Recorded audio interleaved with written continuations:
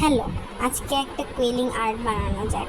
তো আমার কাছে সমুদ্রের পাড় থেকে করানো কিছু ঝিনুক ছিল, আমি সেগুলো দিয়ে কুইলিং আর্টটা বানাবো।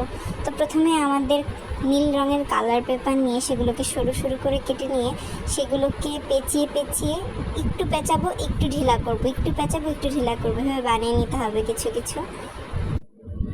দেন আমাদের একটা ব্রাউন কালারের পেপার নিতে হবে। আমার কাছে ছিল না বলে ব্রাউন কালারের যে প্যাকেটগুলো পাওয়া যায় আমি সেখান থেকে কিছুটা পেপার কেটে নিয়েছি।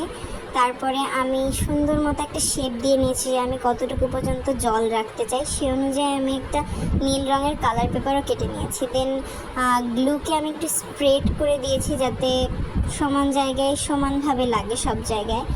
তো তারপরে আমি যেইগুলো আমি বানিয়ে রেখেছিলাম ওইগুলো আমি এক একটা করে আটকে দিচ্ছি। আটকে দেওয়ার শুরুতে আমাদের হচ্ছে একটু করে আঠা নিয়ে সেটাকে একটু স্প্রেড করে তারপরে এক একটা আটকে দিতে হবে, নয়তো এগুলো বসবে না। এবং এগুলোকে পর্যাপ্ত পরিমাণ সময় দিতে হবে শুকানোর জন্য, নয়তো এগুলো খুলে চলে আসবে।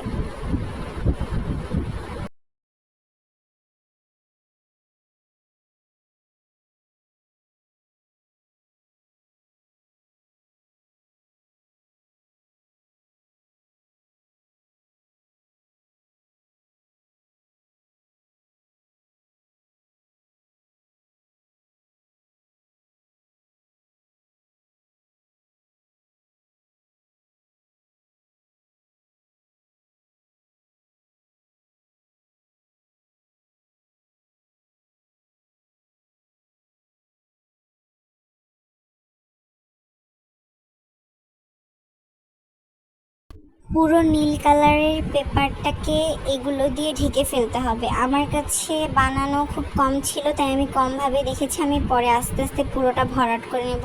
আপনারাও পুরো নীল কাগজটা ভরাট হয়ে যাবে এভাবে বানাবেন ওইগুলা, যাতে দেখতে সুন্দর লাগে। বাকিটুকু খালি রাখা যাবে না, আমি খালি রেখে দিয়েছি, আমি জাস্ট আপনাদেরকে দেখানোর জন্য এতটুকু করেছি। বাদ বাকিটুকু আমি ক্যামেরা অফ করে করে নেব।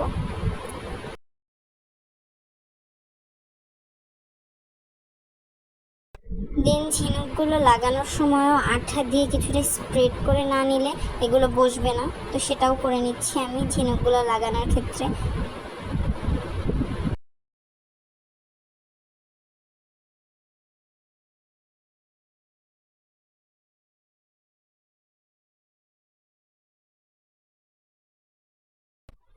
ব্যাস এই তো, ফেলে দেওয়া জিনিস দিয়ে কি সুন্দর একটা ক্রাফট হয়ে গেল, একটা কুইলিং আর্ট হয়ে গেল।